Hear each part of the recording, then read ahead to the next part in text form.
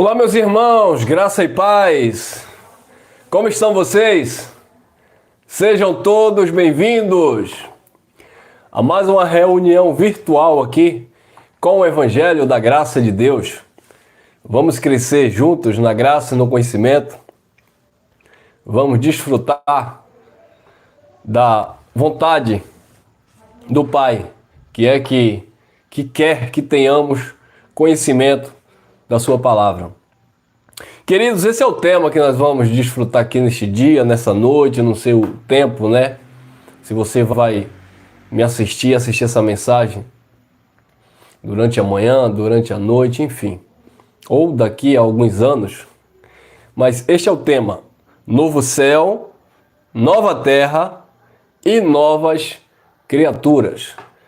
Sejam todos bem-vindos, graça e paz mais uma vez. E eu quero conversar com vocês sobre este tema aí. Val Brasil chegou. Graça em espírito também, nosso irmão Danilo. Ô glória, terra de manto. É uma noite profética, irmãos. Amém, irmãos? Então eu já peço para você ir pegando aí seu copo com água. Pegue aí também seu currículo, tá bom? Amém? Pega seu copo com água. Misericórdia não, irmão. Pega seu copo com água para tomar uma aguinha, para hidratar. Pega seu currículo para entregar para arrumar emprego. Peguei vocês, hein? Serve um café também. Café serve. Cafezinho serve. Então pegue seu copo com água, seu currículo aí, sua chave, né? Vai sair de casa, tem que carregar a chave, que senão não entra, né, irmão? Vamos lá, amados, vamos lá. Então, amados, eu estive analisando algumas mensagens, nós já falamos em algumas questões parecidas, mas aí a gente vai revisando algumas mensagens, trazendo um conteúdo até para elucidar alguns fatos e clarear mais a mente. Estava agora conversando com um irmão aqui no WhatsApp e ele falou como é bom, é importante a gente estar sempre trazendo à tona, revisando essas mensagens que às vezes a gente viu uma vez ou outra, algum tempo atrás, e a gente quer sempre estar desenvolvendo, né, e avançando aí no conhecimento da palavra do Pai. Então nós vamos comentar sobre isso aqui: novo céu e nova terra e novas criaturas. Vocês sabiam que nós já estamos?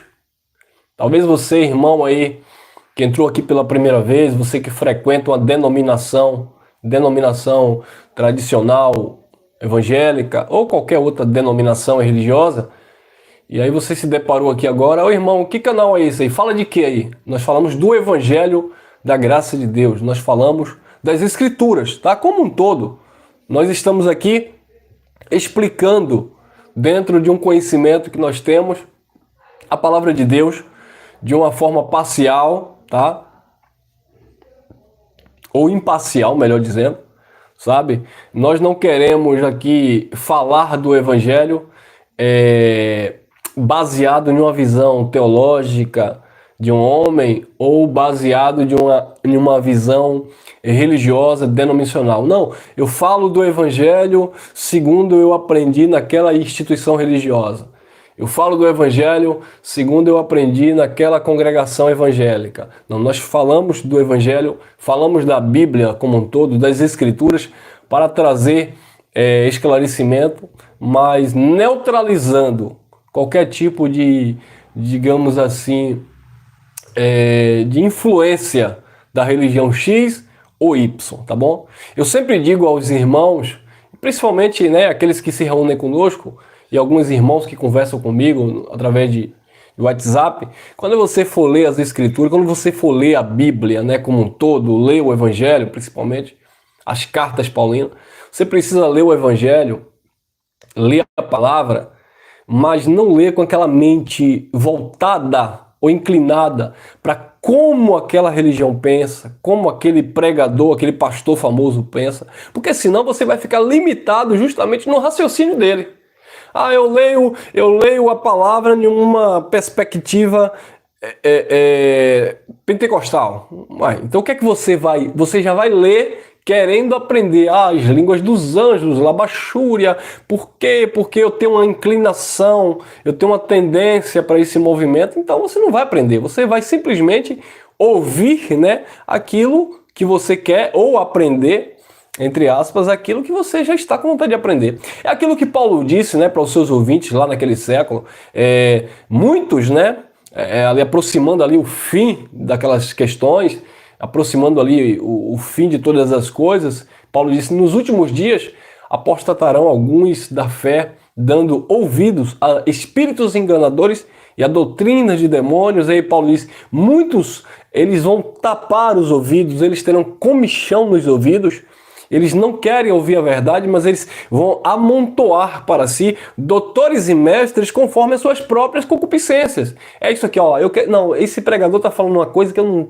Não, isso aqui não. Eu quero ouvir aquilo ali. Eu quero ouvir, um exemplo, né? Eu quero ouvir a água orada, a oração profética. Eu quero ouvir a oração forte. Eu quero ouvir colocar a mão na cabeça. Eu quero ouvir línguas estranhas. Então, muitos, no nosso contexto, gostam também, assim como Paulo falou, de amontoar para si doutores e mestres conforme as suas próprias concupiscências. Não, isso aqui eu não gostei. Ah, está escrito, olha como está escrito, olha aqui o contexto.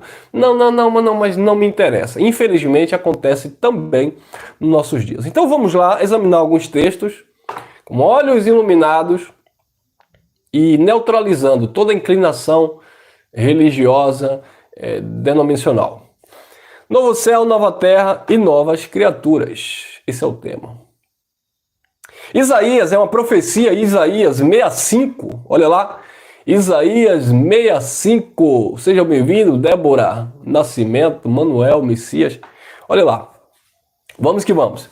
Isaías capítulo 65, versículo 17. Porque eis que eu crio novos céus e nova terra, e não haverá mais lembrança das coisas passadas, nem mais se recordarão.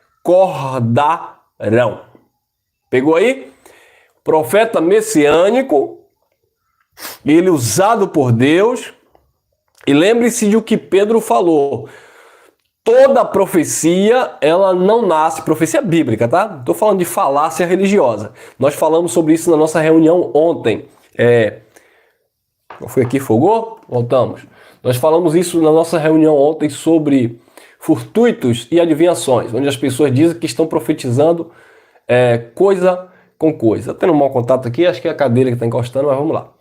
Então, queridos, Pedro diz que toda profecia, ela não nasce do homem, mas homens de Deus, inspirados, né, pelo Espírito, profetizaram. Então foi o que aconteceu aqui com Isaías. Ele, homem de Deus, inspirado, né, recebeu ali a revelação do Espírito e profetizou. Porque isso aqui não foi algo que estaria acontecendo ali no momento que o profeta ele declarou isso aqui. Nós entendemos aqui que isso é uma profecia futura. Embora você vá pegar alguns textos e dizer: não, irmão, mas essa fala aqui é uma fala solta que está dentro de um texto onde Deus estava tirando ali os cativos, onde Deus estava ali liberando o seu povo, libertando o seu povo de uma situação do momento. Mas quando se trata de uma profecia, né, justamente lançando para o futuro ali daquela mensagem, nós compreendemos de uma forma objetiva. Por exemplo, quando Daniel ele profetiza, Daniel capítulo 9, versículo 22 ao 27, quando Daniel profetiza que o anjo traz a visão, mostrando para um tempo, para um futuro, onde um príncipe de outro povo iria invadir a cidade santa, destruir o santuário. Então observe que Daniel viveu o quê? 3.000 anos antes de Jesus, de Nazaré? E no ano 70, a profecia de Daniel se cumpriu, quando um príncipe de outro povo, falando dos romanos, né, que invadiram ali Jerusalém, a cidade santa, e destruiu o santuário, assim como profetizou Daniel, disse o próprio Jesus. Mateus, capítulo 24, versículo 15, o próprio Jesus confirma a autenticidade da profecia de Daniel. Então, não é diferente aqui com Isaías, quando ele diz: porque eis que crio novos céus e nova terra, e não haverá mais lembrança das coisas passadas, nem mais se recordarão. Ou seja, vão esquecer das coisas passadas. Interessante que o apóstolo Paulo, na sua narrativa aos Filipenses, ele diz: não que eu seja perfeito, lá no capítulo 3, no versículo 12 em diante, não que eu seja perfeito, mas uma coisa eu sei, esquecendo-me das coisas que para trás ficaram, eu prossigo para o alvo, eu prossigo para a frente, eu lanço para fora, eu lanço para trás, né? Eu esqueço aquilo que ficou para trás. Então, é bem semelhante, é claro que Paulo estava falando também da sua prática religiosa no judaísmo, né? Que ele deixou para trás. Mas a prática religiosa do judaísmo tem a ver também com essa questão velha, antiga, arcaica, né, ultrajada, não no tempo de Isaías, mas já no tempo do apóstolo Paulo, visto que Cristo já tinha morrido e ressuscitado e já estava ali no projeto, no propósito de estabelecer, melhor, já estava começando ali estabelecer novos céus e nova terra e, consequentemente, uma nova criação, uma nova criatura. Então vamos lá. Porque eis que crio novos céus e nova terra, e não haverá mais lembrança das coisas passadas, nem mais se recordarão. Isaías 65, 17. 18. Mas vós folgareis e exultareis, olha lá, mas vós folgareis e exultareis perpetuamente no que eu crio. Então Deus iria criar. E ele estava falando que o seu povo ia folgar. Folgar aqui está falando de descanso, tá bom, amado? Visto que aquele povo tinha um descanso sabático, shabat, né? Eles tiravam um dia de 24 horas para descansar, mas nós sabemos que o descanso profetizado já era Cristo, descansar na obra redentora, na obra calvífica, né, de Jesus. Então, também já era uma profecia para novos céus e nova terra, que nesse novos céus e nessa nova terra teria o quê? Descanso. E teria o quê? Exultareis, teria alegria perpetuamente no que eu crio. Então era isso que Deus ia criar. Deus iria, entenda a coisa, olha o emprego do verbo do profeta Jeremias. Futuro, ou melhor dizendo, Isaías. Futuro para Isaías, não aqui meu Elson jogando para o futuro. Então vamos entender. Para o futuro de Isaías, quando ele profetizou, Deus iria criar novos céus e nova terra, e nesse novos céus e nessa nova terra, onde teria que esquecer as coisas que ficaram para trás, ele também ia dar o que ao seu povo? Mas vós folgareis e exultareis, teria descanso e alegria perpetuamente no que eu crio, naquilo que Deus iria criar. Porque eis que crio, novamente, ó, para Jerusalém uma alegria e para o seu povo um gozo, né? Uma felicidade, um prazer, né? Nesse sentido aqui a tradução. Então, isso foi profetizado, amado. Profetizado o que, irmão? Um novo céu e uma nova terra, né? Onde haveria alegria, onde haveria descanso, perpetuamente, né? E era Deus que estava criando. Agora, interessante aqui, para Jerusalém uma alegria e para o seu povo um gozo. A minha pergunta é, se o sistema religioso, eles pegam esses versículos aqui, e ele diz que o novo céu e uma nova terra é quando Jesus destruir, é quando Deus vier na sua glória e destruir o planeta Terra, o cosmo. Eles acreditam que o cosmo será destruído a fogo.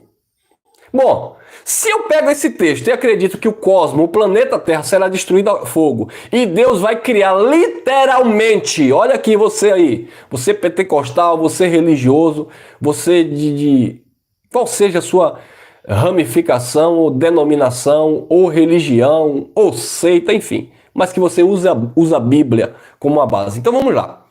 Se criar novos céus e nova terra é sinônimo de ter que destruir o cosmo, o planeta Terra, nós vamos ter alguns problemas aqui. Vamos tentar resolver algumas problemáticas. Primeiro que o escritor do Eclesiastes, né, nós sabemos que foi Salomão, ele diz que geração vai, geração vem, mas a terra permanece para sempre. Então a terra não se acaba, a terra permanece para sempre. O cosmo, a criação, nesse sentido, permanece para sempre. Então como é que eu vou usar isso aqui e dizer que Deus iria criar novos céus e nova terra depois que destruir a terra? Não, não existe isso aqui. Deus iria criar novos céus e nova terra, mas dentro desta terra.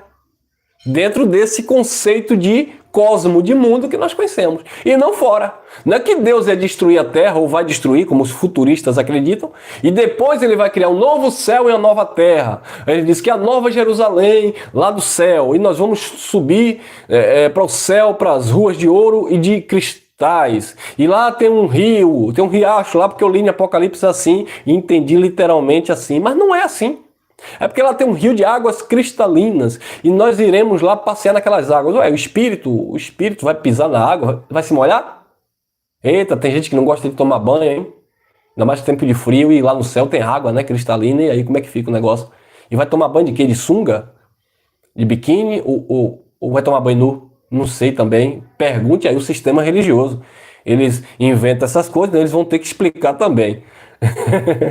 Então, querido, criar novos céus e nova terra, isso é uma expressão de algo que seria estabelecido pelo Eterno. Isso aqui não é literal, criar novos céus e nova terra. É algo que seria estabelecido, que o seu povo iria receber a revelação e iria compreender perfeitamente. Por quê? Porque ele ia trazer nessa criação, nessa nova criação, novos céus e nova terra, naturalmente ele ia trazer uma nova criatura, né? E essas novas criaturas iam agora o quê? Folgar e exultar, ou seja, mas vós folgareis e exultareis perpetuamente no que eu crio, porque eis que crio para Jerusalém uma alegria e para o seu povo um gozo. Agora, interessante que está falando aqui que é para Jerusalém. Se fosse criar novos céus e nova terra no sentido literal, como o sistema religioso acredita, Deus teria que destruir a terra e criar um novo céu e uma nova terra. Aí tem um problema. Só para Jerusalém. E nós brasileiros íamos para onde?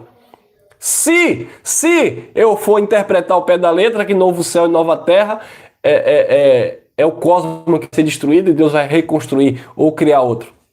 E aí, ou você pentecostal, você tradicional, você futurista.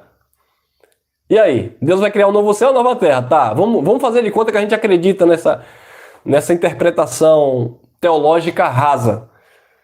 Mas aí, era para Jerusalém. Deus ia dar alegria, descanso, né, para o seu povo, para Jerusalém. Ou seja, para os judeus. E nós? Como diz aquela comediante. E eu fico como? Viu aí o problema? Então vamos lá, com a mente de Cristo agora, resolver essa problemática. Apocalipse, vamos descortinar aí, né? Vamos desvendar os mistérios. Aqui, irmão, aqui, ó, o culto de mistério aqui. O sistema religioso, tá aqui, hoje eu fui no culto de mistério e Deus revelou um bocado de coisa. Ué, que contradição é essa? Era culto de mistério porque era culto de poder, mas Deus revelou um bocado de coisa. Então não era culto de mistério? Teria que ser culto de revelação? Não, eu fui no culto de revelação e Deus revelou um bocado de coisa. Tá, então vamos lá. Então vamos revelar os mistérios aqui. Olha, Apocalipse capítulo 21, versículo 1 em diante. Nós vamos ler alguns textos aqui.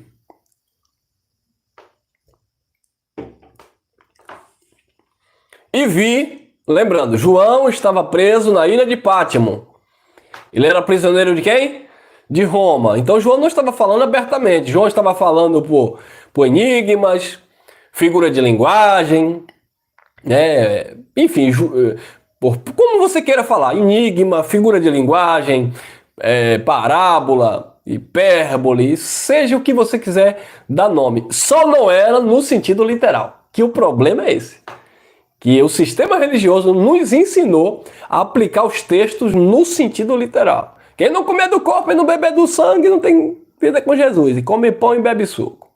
Porque Jesus deu pão e suco. Foi pão e vinho, né? Quem não fizer isso, não fizer aquilo, porque quer ir tudo de um ângulo ou de uma visão carnal, humana, literal. E não é assim. Então vamos lá. João dizendo na ilha de Pátimo, prisioneiro de Roma, não podia falar abertamente. E ele falava, né, profetizando algo que iria acontecer. Estava próximo ali o juízo, a sentença sobre os judeus, sobre os rebeldes. Deus iria julgar o seu povo, como estava profetizado em Daniel, capítulo 9, 22 em diante, como estava profetizado em Daniel 12 também, como estava profetizado o sermão profético de Mateus capítulo 24, Jesus falando tudo aquilo, como estava profetizado, como Paulo também falou lá, a primeira carta aos Tessalonicenses, da nossa reunião com ele e a ressurreição ali dos mortos, do harpazo, né, arrebatado, tomado para si. Então tudo isso era ainda profecias, porque não tinha se cumprido ainda, tá? Então Paulo viveu uma graça sombria, por assim dizer, né? Paulo ministrou a graça, mas Paulo não viveu a plenitude da graça. Nós que estamos do lado de cá, depois do ano 70, né, examinando direitinho aí os escritos, a gente já percebe que houve, de fato, uma mudança a qual Paulo nem participou, porque Paulo morreu antes do juízo, de fato. Ou seja, antes do ano 70. E João está lá na ilha de Pátimo, e ele não podia falar abertamente, ele queria se referir à prostituição religiosa de Israel, né? Mas ele dizia o quê? A grande Babilônia vai cair. E o povo aí, os religiosos, para falar mal da religião do outro, ele diz que a grande Babilônia é Roma, né? É a Igreja Católica Romana, que também é uma Babilônia, como as evangélicas também são Babilônias, tá? Babilônias, figura de linguagem.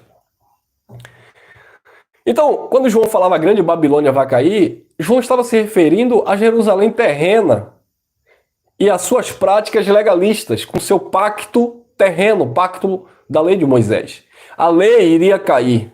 A grande Babilônia, as práticas religiosas oriundas do judaísmo ia cair. Jesus na cruz ia rasgar o escrito de dívida, ia consumar uma eterna redenção, iria pagar a transgressão do seu povo, né? O templo, que era o símbolo maior do judeu, o símbolo ali dos sacrifícios e da adoração no judaísmo, o epicentro ali do judaísmo também iria cair. Então é isso que João estava falando. A grande Babilônia vai cair, viu? Era isso. Era aquele sistema religioso judaico que iria cair, aquela terra velha e aquele céu velho iria cair, desabar, e novos céus, novo céu e nova terra iria ser estabelecida, como profetizou Isaías. Eis que cria novos céus e nova terra, e nesse novo céu que vai ser estabelecido, nessa nova terra que vai ser estabelecida, Deus prometeu dar alegria, da paz, da descanso, principalmente ao seu povo, né? Jerusalém, aos judeus que estavam lá debaixo de um jugo de escravidão. E é Jesus que começa dizendo já: vinde a mim, vós que estáis cansado, oprimido e sobrecarregado, que eu vos aliviarei. Aprendei de mim, que sou manso e humilde de coração, e acharei descanso para as vossas almas. Quando os novos céus e a nova terra fossem estabelecidos, os judeus teriam descanso, de fato, para as suas almas, não é isso?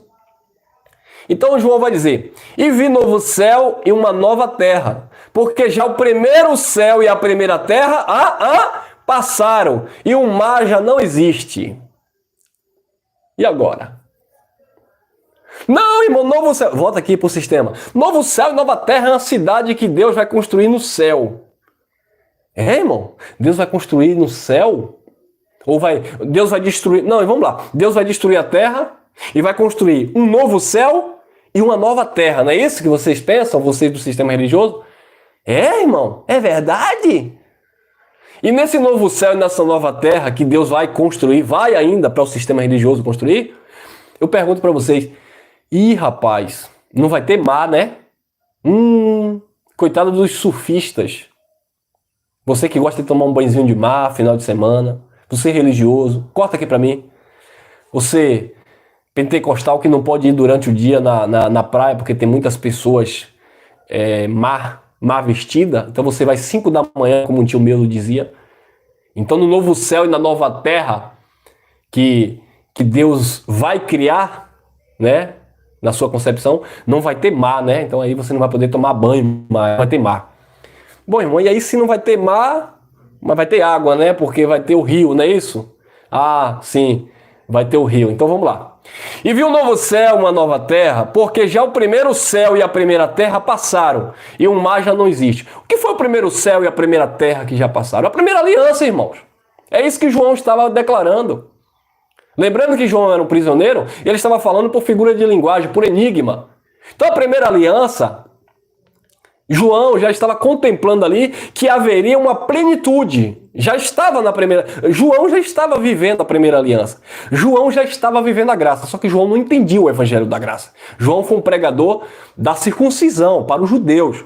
Mas ele já recebeu ali uma orientação para passar para as 7 igrejas da Ásia Menor.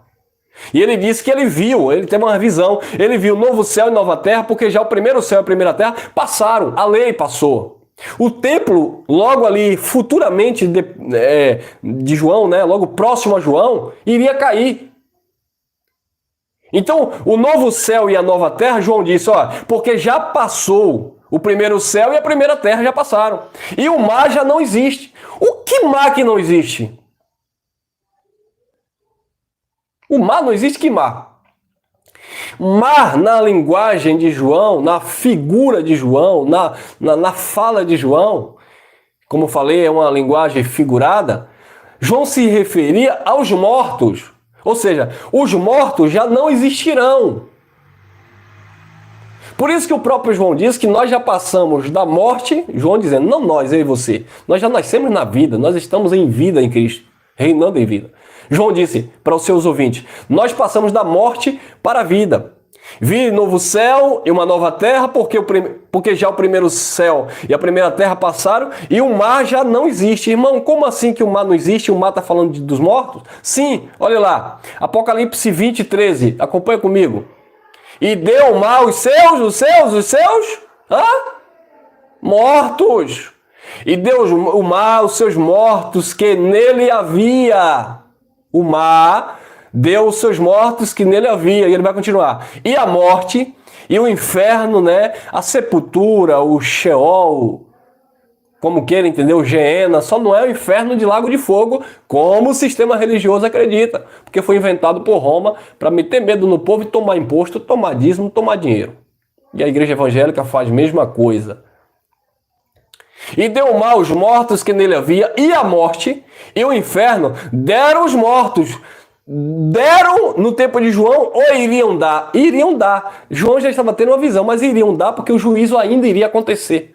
E foi no juízo, de fato, que houve a ressurreição dos mortos, onde simbolicamente o mar deu os seus mortos, né?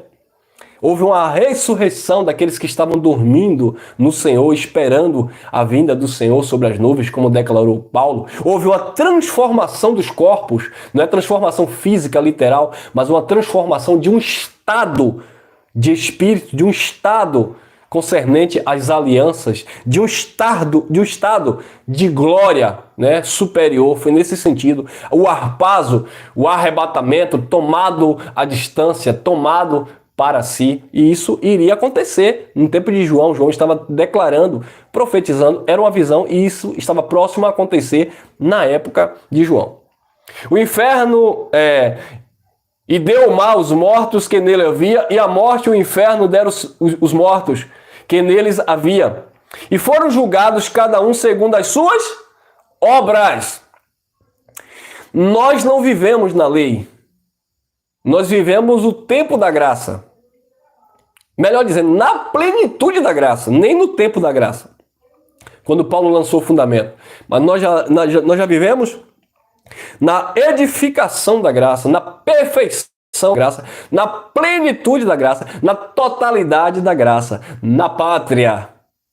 Nós já estamos glorificados, ressuscitados no Senhor, porque não tem nada a ver com o sentido literal, tem a ver com a condição espiritual que nós estamos e somos no Criador. Amém? Quem recebe? Oh, glória! Eu vi aí que você deu vontade de falar uns labachúria aí, você recebeu.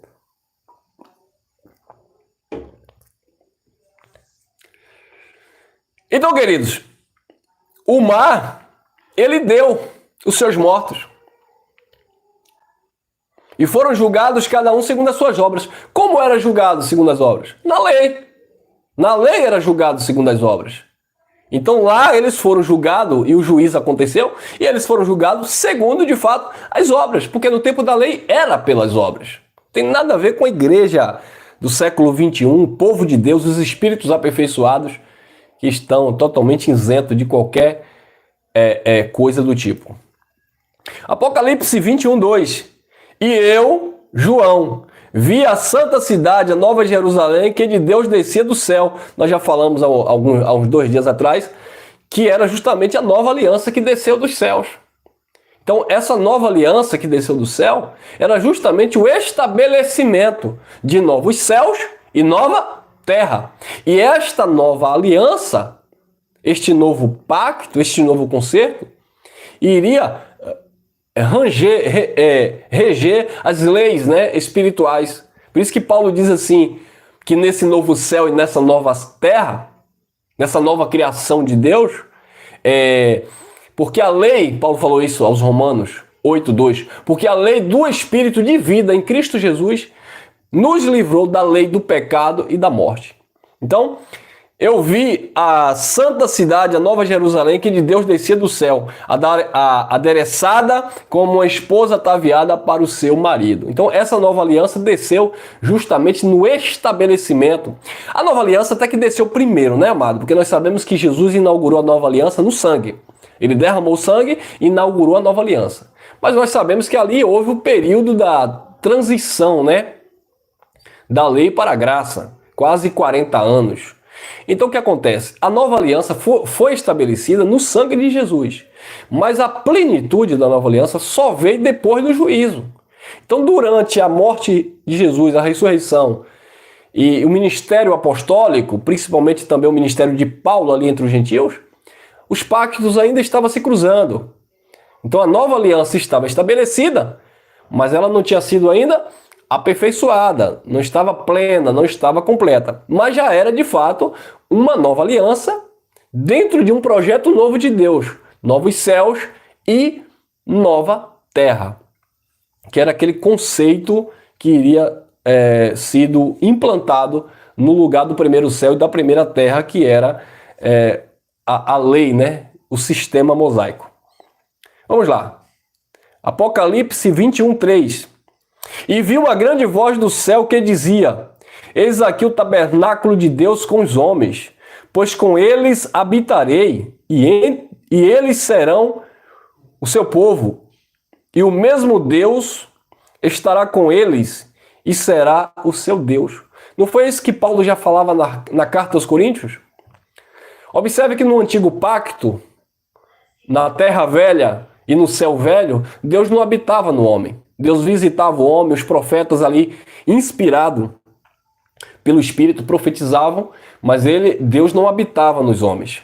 Mas no novo céu e na nova terra, quando a nova aliança foi implantada e o novo céu e a nova terra foi estabelecida, aquelas pessoas passaram a ser novas criaturas, porque foram regeneradas mediante o Espírito Santo. E Deus agora iria habitar nessas pessoas. E eis aqui o tabernáculo de Deus com os homens, pois com eles habitarei, e eles serão o meu povo, o seu povo. E o mesmo Deus estará com eles e será o seu Deus. Por isso que Paulo disse: vós sois templo do Espírito Santo.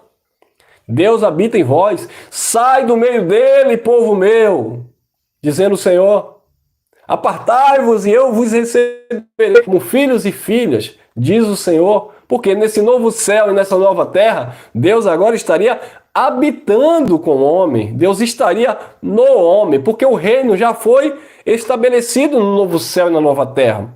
Você não está buscando o reino. Eles que viveram lá debaixo do primeiro céu e da primeira terra, quando eles receberam a mensagem da graça, eles foram transportados, disse Paulo, Colossenses, capítulo 1, versículo 3, disse Paulo, ele nos transportou do império das trevas, do primeiro céu e da primeira terra, e nos transportou para o reino do seu Filho amado, novo céu, 21:4. E Deus limpará dos seus olhos toda lágrima. Aí os futuristas dizem que isso aqui vai ser no céu.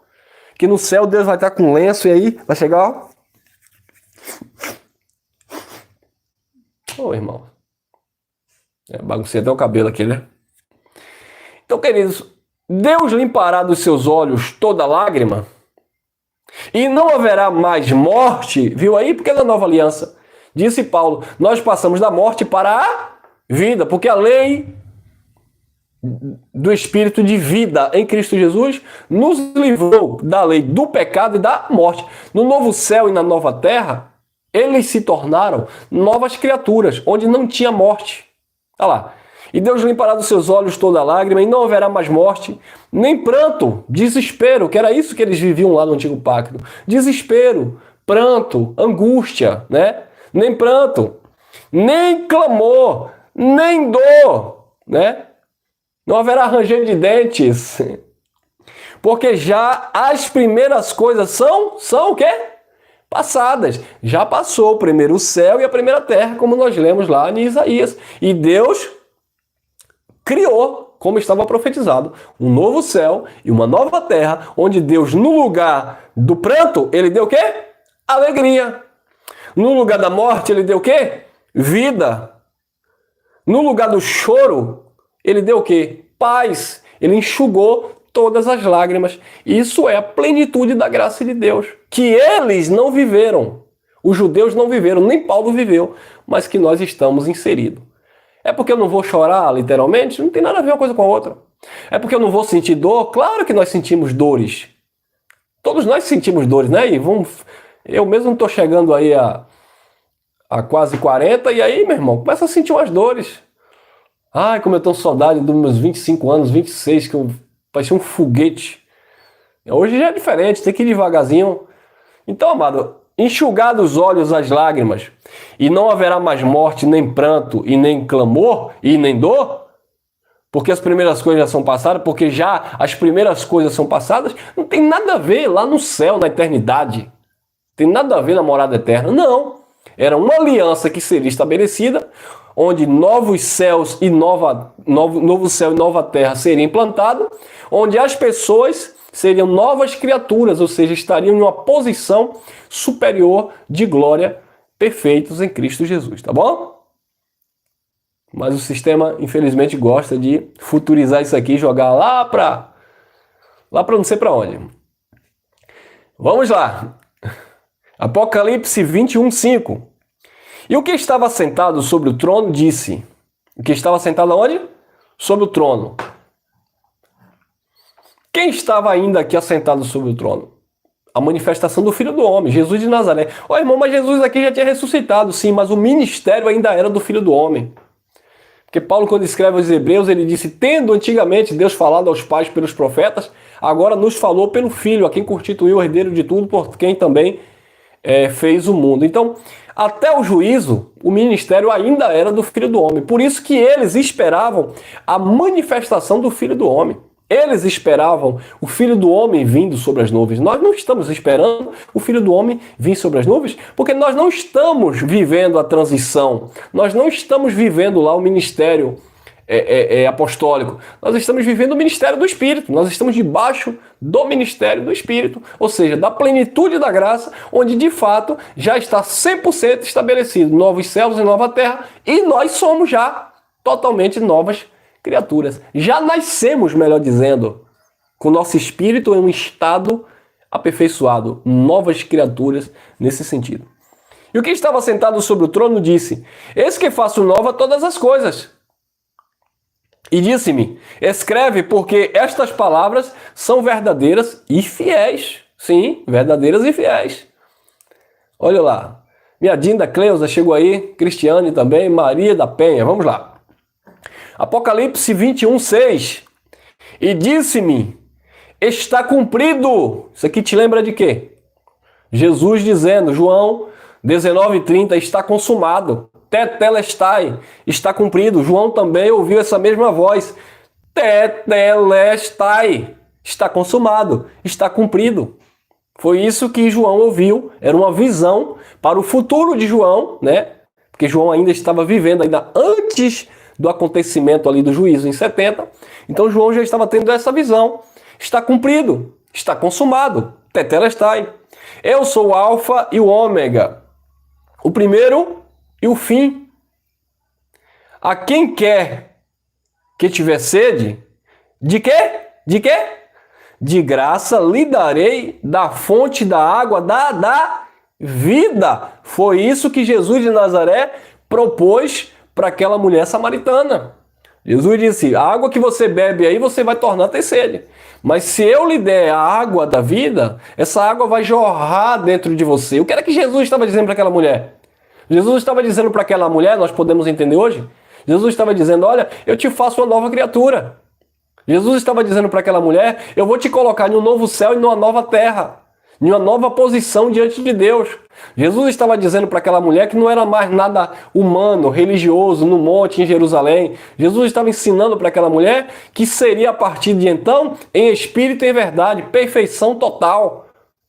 Jesus também estava mostrando para aquela mulher que ela tinha que lidar com as situações sociais. Teria que ser educada pela vontade de Deus. Porque Jesus disse, cadê teu marido? Vai, chama. Ela disse, não tenho. Jesus disse, disseste bem. Tiveste 5 e o que tu tem agora não é teu. Largue que não é teu.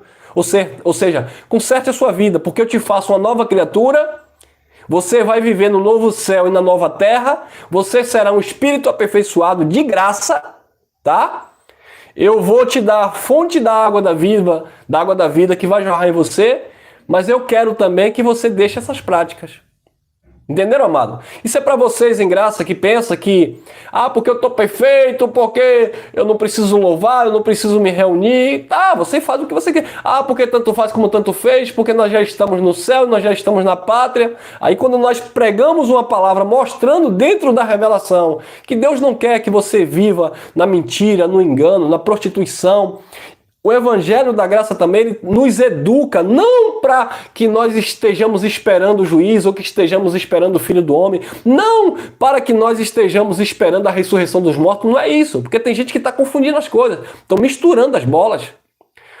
Porque a graça não tem mais sentido, porque a graça também, como a lei, já caducou. Porque o Evangelho se tornou caduco, o Evangelho não faz sentido, faz todo o sentido. Porque esse Evangelho que colocou aquelas pessoas em um novo céu e uma nova terra, esse Evangelho que transformou aquelas pessoas de um estado de morte para a vida e colocou como novas criaturas, esse Evangelho nos ensina também a termos bons modos, a termos o nosso caráter moldado, a sabermos frear a nossa natureza humana, a sermos pessoas prudentes, a vivermos, de uma forma que agrade ao Pai, que venha agradar ao Pai, enquanto estamos aqui revestidos com essa matéria. Então, assim, no fator histórico, letra, claro que nós entendemos que se cumpriu no ano 70. Mas no fator para trazer uma edificação e uma educação para a nossa alma, ele vale enquanto existir vida humana e sistema religioso. Agora, eu estava até lendo um comentário ainda agora numa rede social, onde um abençoado ele disse assim, tudo acabou, está tudo acabado. E aí eu fiquei achando interessante a colocação dele. Em breve eu vou estar trazendo essa reflexão. Aceita até 70. Aceita até 70. Ele disse que tudo acabou. Então tudo está completo, tudo está pleno, porque nós estamos vivendo de fato na plenitude da graça. Então tudo acabou. A Bíblia, segundo eles, que já é um grupo grande que está crescendo, Jair, não faz sentido a graça, não faz sentido o Evangelho, porque não foi para nós, BBB, bababá, que não faz sentido se reunir para aprender essas questões, que não faz sentido louvar, não é doutrina, mas sentido faz, claro que faz. Porque para ele tudo acabou. A vontade que me deu foi perguntar também se já acabou a raça humana. Se já acabou também os nossos irmãos que estão aqui próximo eu tenho, no sistema religioso, enganando e sendo enganado. Se já acabou também as nossas vontades, digamos assim, humanas, fisiológicas. Acabou? Tudo acabou? Você tem vontades fisiológicas? Então não acabou nada, irmão. Tudo que acabou foi as profecias acerca daquilo que iria acontecer até o juízo.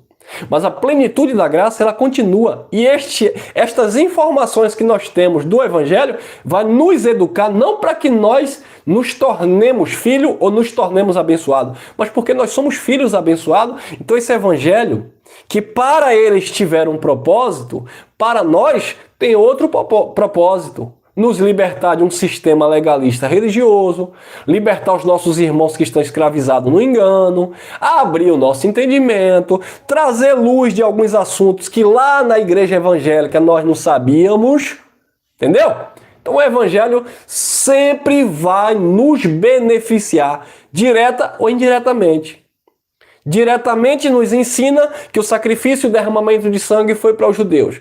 Diretamente nos ensina que todas as profecias se cumpriram em Jesus, que no ano 70 de fato, houve uma mudança, uma ressurreição e uma glorificação dos corpos e foi de fato cumprido, consumado todas as coisas. Diretamente nos ensina que Paulo havia mandamentos e ordenanças acerca ali dos irmãos ali que viveram no primeiro século. Diretamente nos ensina que temos muitas coisas aqui nas cartas paulinas, em qualquer texto bíblico, em qualquer parte da Bíblia, que nós sabemos que não se aplica diretamente à minha pessoa, mas indiretamente me mostra a minha posição, que eu estou em Deus. Indiretamente me mostra que eu estou no ministério do Espírito. Indiretamente, ou por que não diretamente, me mostra que na nossa vida, amado, não há nenhum tipo de acusação e nem consequência religiosa ou maldição hereditária religiosa, como as pessoas pensam. Direta e indiretamente, o Evangelho ou a Bíblia como um todo,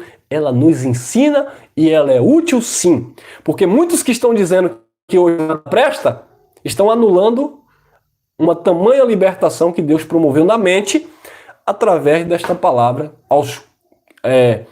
Os mesmos estão dizendo que nada presta para nós. Pense bem e cuidado com isso. E disse-me mais, está cumprido. Eu sou o Alfa e o Ômega, o princípio e o fim. A quem quer que tiver sede, de graça, lhe darei a fonte da água da vida. E foi isso que Jesus lhe dá, graça. Graça. Pela graça sois salvos. E a salvação ali era a salvação daquele conceito de terra velha e céu velho. Então eles foram salvos para novos céus e nova terra e ganharam uma identidade nova, novas criaturas. Pela graça sois salvos por meio da fé, isso não vem de vós, é dom de Deus. Quem está acompanhando aí o raciocínio, tá legal, tá absorvendo? Vamos lá. 2 Pedro, capítulo 3, versículo...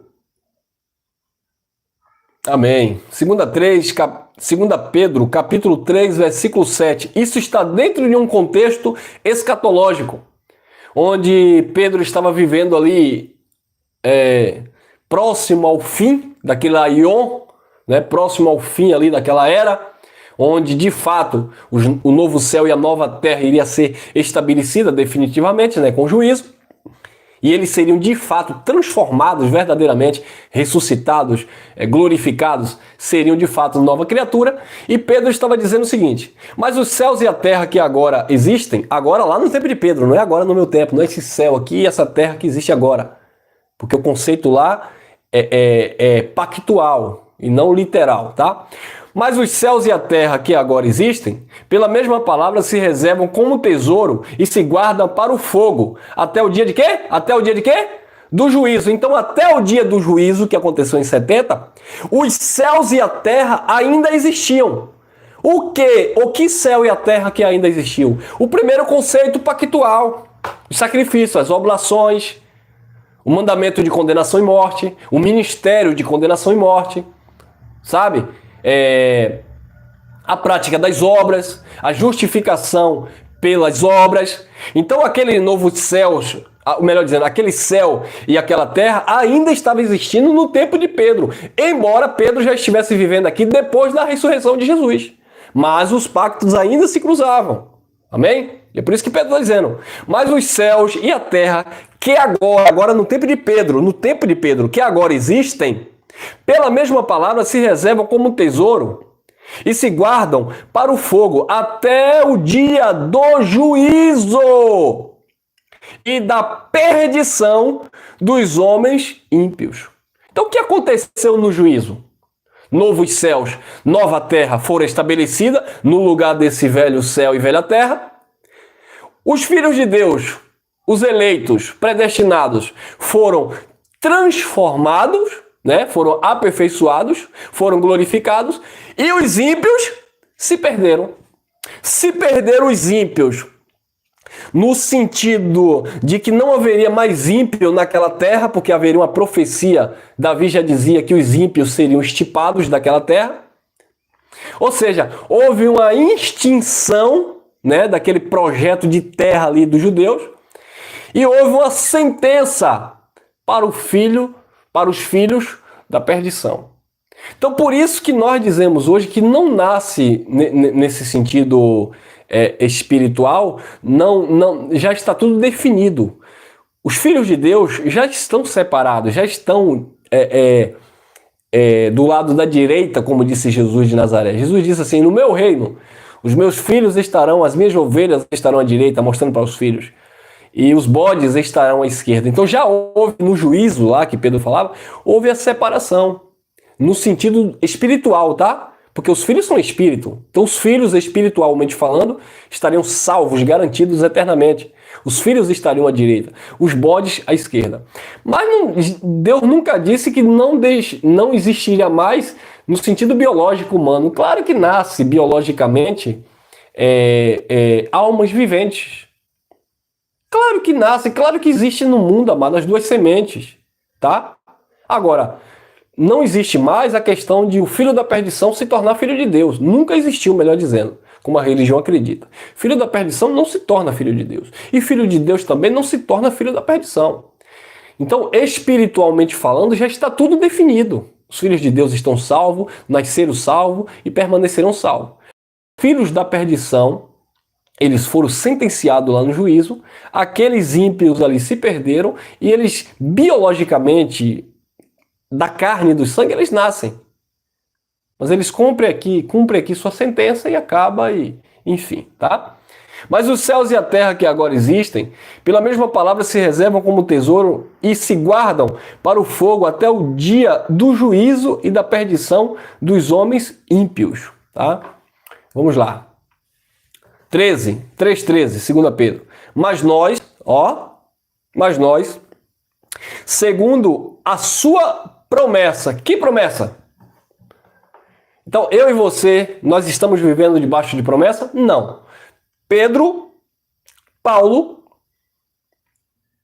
a igreja do primeiro século, eles viveram debaixo de promessa. Nós não. E qual era a promessa? Promessa de ressurreição, promessa de glorificação dos corpos, promessa de novos céus e na terra, né? Como disse o profeta Isaías, ele profetizou que Deus criaria novos céus e na terra.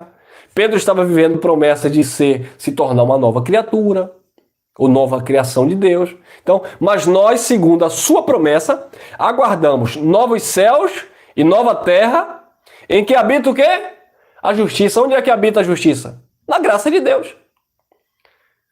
Paulo disse: não me envergonhe do evangelho, porque é o poder de Deus para a salvação daquele que crê, primeiramente do judeu e também do grego, do gentio. Aí Paulo diz, Romanos 1,17, porque no evangelho se manifesta ao quê? A justiça de Deus. Então, amado, a justiça de Deus está no evangelho. E o evangelho trouxe justamente esse novo céu e esta nova terra, esse novo conceito pactual. E Pedro disse, mas nós, segundo a sua promessa, aguardamos novos céus e nova terra em que habita a justiça. Ou seja, falando da plenitude ali da graça que iria de fato habitar, né, a justiça. E nós estamos nessa plenitude, nesse novos céus e nova terra, como nova criatura, onde de fato habita a justiça. 2 Coríntios 5,17, Paulo ainda falando lá atrás, antes do juízo, mas ele já trazia o sentido, né, daquilo que Jesus começou a fazer no Calvário, e ele estava ali ministrando ainda o ministério do Filho do Homem, embora ele pregasse a palavra do Cristo ressuscitado, mas ainda ele estava ali dentro daquele contexto pactual, onde iria cair o templo e etc., como nós temos falado. Como a maioria dos pregadores aí em graça falam, né, irmão? Não vou dizer que eu tenho falado, muitos pregadores falam, tá? Então assim, 2 Coríntios 5,17. Assim que, se alguém está em Cristo, é o quê? Nova criatura é. As coisas velhas, velho céu e velha terra, se passaram. Eis que tudo se fez novo. Olha o que Paulo já dizia. Então a profecia de Isaías que Deus iria criar novos céus e nova terra, onde haveria justiça, onde haveria gozo, né, prazer, onde haveria paz, Aquilo que foi profetizado por Isaías, que Deus iria estabelecer um novo céu e uma nova terra. Paulo estava dizendo assim que se alguém está em Cristo, olha, porque em Cristo já estão vivendo, né? Uma mensagem muito boa que o irmão Geraldo pregou hoje, é o reflexo em Paulo, né? O espelho de Paulo. Então Paulo já estava vivendo ali o reflexo ali, vendo como um espelho, como um latão reluzente, como o irmão explicou. A implantação já existia, mas não existia ainda a perfeição, a plenitude. Então Paulo já estava vendo ali, dizendo, assim que se alguém está em Cristo, nova criatura ou nova criação é. As coisas velhas se passaram, eis que tudo se fez novo. E de fato tudo estava se fazendo novo, né? Tudo estava se renovando. Por isso que Paulo também escrevendo aos Hebreus, ele disse, aquilo que é velho e se acaba, perto está do fim. Ou seja, as alianças ainda estavam se cruzando, então verdadeiramente iria chegar um momento, e houve em 70, que acabou definitivamente o primeiro céu e a primeira terra e a primeira criação de Deus, e foi estabelecida plenamente, completamente, novos céus e nova terra, dentro da plenitude da nova e eterna aliança, onde todos estão perfeitos, seja judeu ou seja gentil. Gentil modo de falar, porque para Deus, nesse novo céu, nessa nova terra, não existe mais gentil ou judeu, circuncisão ou incircuncisão, mas sim ser, a importância é ser novas criaturas. Nós vamos falar sobre isso. Assim que se alguém está em Cristo, nova criatura é. As coisas velhas já passaram, eis que tudo se fez novo, e verdadeiramente tudo se fez novo. Olha lá, aí, olha aí. Gálatas capítulo 5, versículo 15, Paulo já dizia assim, porque em Cristo Jesus, uma vez que você está em Cristo, nova criatura é, ou estava sendo, as coisas velhas já tinham passado, ou estava passando, tudo estava feito novo, ou estava fazendo novo, né? Porque o ano 70 ainda ia chegar e o juízo final para que definitivamente a plenitude fosse estabelecida. Aí Paulo disse assim aos Gálatas, olha lá, porque em Cristo Jesus nem a circuncisão, nem a incircuncisão tem virtude, valor, poder algum, mas sim o ser uma nova criatura. Então, amados, nós estamos vivendo no novo céu, na nova terra, como novas criaturas, ou criação de Deus. Nós já estamos no novo céu porque nós não estamos na lei de Moisés. Nós já estamos no novos céus e na nova terra porque nós não estamos no pacto de Moisés.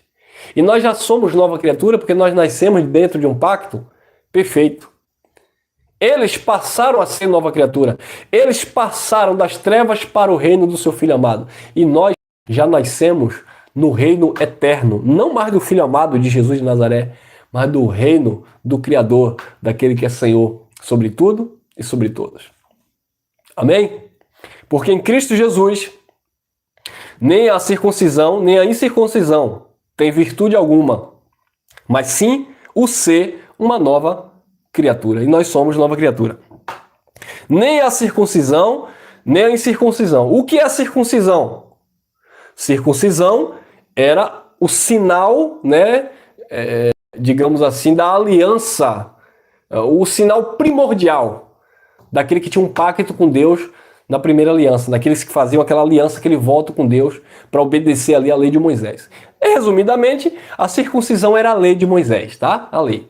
Então Paulo disse, em Cristo Jesus, nem a lei, nem a circuncisão e nem a incircuncisão, a graça, quando Paulo começou a ministrar para os não-judeus que não precisava do sinal da circuncisão, que não precisava guardar o sábado, que não precisava dar o dízimo, que não precisava jejuar, né, que não precisava batizar nas águas. Quando Paulo começou a ensinar isso, né, para os gentios, aqueles que não eram judeus, então, em Cristo, quem já está nele, nem a circuncisão, nem as práticas da lei, nem a incircuncisão, porque eu não pratico as obras da lei, tem valor algum. Por isso que Paulo, falando aos Romanos, capítulo 14, ele disse, olha, naquele contexto, naquele conceito, hoje a gente pode falar porque isso é uma coisa caduca, arcaica, vencida, que não faz sentido. Hoje a gente fala e a gente tenta ensinar os irmãos.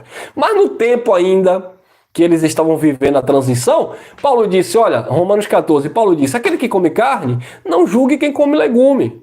E aquele que come legume, não condene também quem come carne. Aí Paulo disse, um faz diferente dia. E o outro, para Deus, todos os dias são iguais. Então, assim, não receba o teu irmão por contenda, falando. Ou seja, aqueles irmãos lá do primeiro século que guardavam o sábado, Paulo dizia, para o Senhor eles guardam. Por quê? Porque eles estavam vivendo ainda na transição pactual. Eles estavam vivendo ainda no primeiro céu e na primeira terra. Eles estavam vivendo ainda como nova ou como velhas criaturas que estavam passando por uma metamorfose, como uma largata que vai se transformando em uma linda borboleta e até criar asa e voar. Então, Paulo estava falando para aquele povo, não julgue quem come carne ou quem não come, não julgue quem guarde sábado ou quem não guarda, naquele tempo, porque Deus o recebeu para si, naquele tempo, porque os pactos estavam se cruzando. Mas visto que já aconteceu o juízo, o novo céu e a nova terra já foi estabelecida e nós já somos novas criaturas, então nós não vamos querer ver os nossos irmãos se matando, guardando um sábado de 24 horas, ou dando dízimo, ou pagando preço no monte, fazendo jejum, praticando essas obras que era oriunda do primeiro céu e da primeira terra, oriunda da velha criação, da velha criatura, e nós hoje em graça estarmos aqui desfrutando da plenitude. Infelizmente alguns pregadores da graça estão perdendo o foco. Que não precisa pregar, que não precisa falar, que não precisa... Ô, irmão, vamos ministrar a graça para esse povo, vamos ministrar a plenitude da graça, vamos mostrar para este povo que nós já estamos no primeiro céu, que nós nascemos, melhor dizendo, no primeiro céu e na primeira terra, e na nova terra, né? Nós já estamos, melhor dizendo, no novo céu e na nova terra, e nós já somos nova criatura. Eu chego a ficar nervoso. É tanta coisa linda que o Evangelho nos apresenta, é tanta revelação. Gente, eu tô aqui cheio de revelação de Deus. Eu fico nervoso de alegria, porque é tanta coisa boa que a gente tem para explicar, para mostrar para os os irmãos se libertarem. Mas infelizmente a gente tem visto aí alguns procurando piolho em cabeça de carrapato. Ou eu tô criando algum sistema aqui. Por isso que eu amo reunir os meus irmãos. Vou estar em feira, irmã Sônia, em breve vou estar em feira de novo com vocês. Vou passar a manhã toda com vocês, vou almoçar lá com vocês. Prepare que eu vou para a Feira de Santana. Já me convidaram eu vou. Os irmãos querem se reunir, a gente passar uma manhã, um feriado, não sei, talvez no feriado, quem sabe, do próximo mês.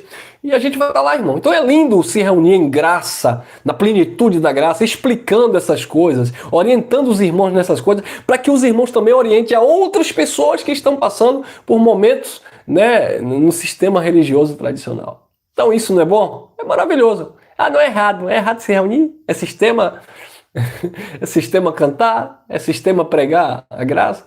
Então também é sistema ficar no YouTube falando ao público, né? Porque em Cristo Jesus nem a circuncisão nem a circuncisão tem virtude alguma, mas sim o ser uma nova criatura. Então como é que as pessoas vão saber que são nova criatura? Como é que as pessoas vão saber que já estão nos novos céus e na nova terra? Como é que as pessoas vão saber que já ressuscitaram no Senhor? Quem estava morto ressuscitou. E nós já nascemos totalmente aperfeiçoados no Senhor. Como é que as pessoas vão saber que primeiro céu e primeira terra estava falando da primeira aliança e não do cosmo que é fogo? É só perguntas que eu quero fazer agora, para encerrar. Tá? Como é que os irmãos do sistema religioso vão saber que dízimo se aplicava aos judeus e era dado lá na Casa do Tesouro quando existia o templo, que não é dado para ser dado na igreja evangélica? Como é que os irmãos vão entender que Jesus era pastor dos judeus e não nosso, porque nós não estamos debaixo do ministério de Jesus de Nazaré, mas debaixo do ministério eterno do Espírito Santo? Como é que as pessoas vão entender, amado, essas questões se nós não falarmos do Evangelho eterno? Então essa conversa de tudo acabou, tudo completou, não precisa falar mais nada, porque depois de 70... Então não fala nada, fecha a boca, fica todo mundo mudo. Porque depois de 70 ninguém fala mais. Depois de 70 não existe mais sistema religioso. Depois de 70 não existe mais engano. Depois de 70 não existe mais... Claro que existe, irmão. Como eu falei, tudo acabou dentro de que conceito? Ou você que diz que tudo acabou... acha que Deus, o Pai, o Criador, o Eterno, o Espírito Santo, que você diz que habita em você, que talvez daqui a pouco vai dizer que nem habita mais o Espírito Santo em lugar nenhum. vai achar que uma vez que você é um adúltero, mentiroso, espancador, pedófilo, né? Se bem que tem alguns aí que dizem que isso tudo é vontade de Deus. Você que pratica o que é mal, que tudo acabou, então pode fazer à vontade, pode... É isso? Tudo acabou? Vai dizer que tudo acabou para quando alguém entrar em um carro e apresentar uma arma e cometer um assalto, tomar o celular, tomar dinheiro. Não, tudo acabou, já está tudo perfeito.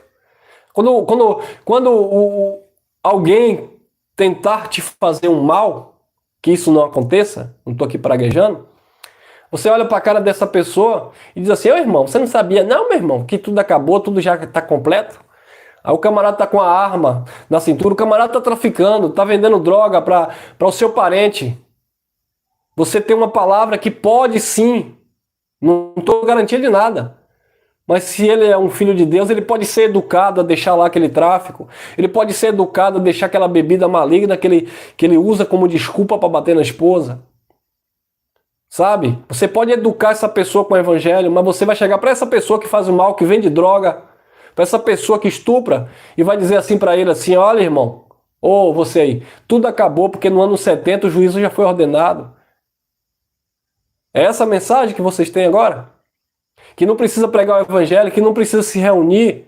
Quem não precisa se reunir até concordo com você, que não é necessário. Mas quem quer se reúne. Nós somos livres. Tá? Porque tudo acabou. Porque nós já estamos no céu. Vai falar para alguém que vai te roubar e diz assim: irmão, tu não pode me roubar mais. Por quê? Porque eu já estou no céu, eu já estou na pátria. O cara vai olhar para você e vai dar um brocão na sua cara. Jesus disse uma coisa bem interessante, eu gosto muito de frisar esse versículo. João, capítulo 6, versículo 63. Jesus disse: as palavras que eu vos digo são espírito e vida.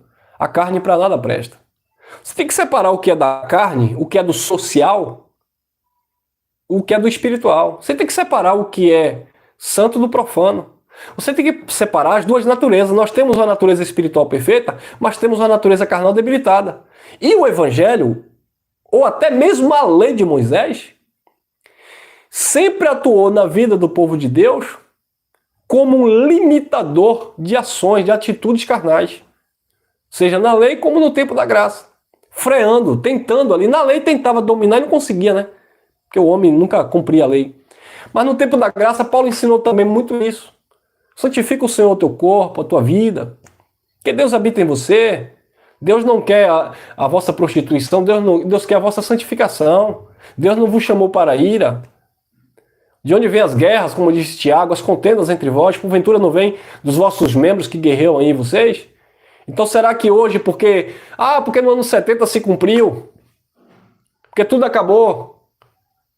É? E aí? Essas coisas aí onde o evangelho nos traz uma orientação e uma edificação mútua, não serve? Tá bom? Vamos lá. E eu encerro aqui Efésios capítulo 1, versículo 10. De tornar a congregar, convergir em Cristo todas as coisas, na dispensação da plenitude dos tempos. O tempo iria se cumprir, né? Em 70 se cumpriu. Na dispensação da plenitude dos tempos. Tanto as que estão nos céus, como as que estão na terra, porque Deus já criou, por intermédio de Cristo, por intermédio da manifestação do Filho do Homem, que começou lá em Jesus de Nazaré, Deus já estabeleceu novos céus, nova terra e novas criaturas. Amém? Graça e paz abençoados e até o nosso próximo encontro, querendo nosso Papai do Céu. Se inscrevam, compartilhem, deixem seu like. E vamos que vamos.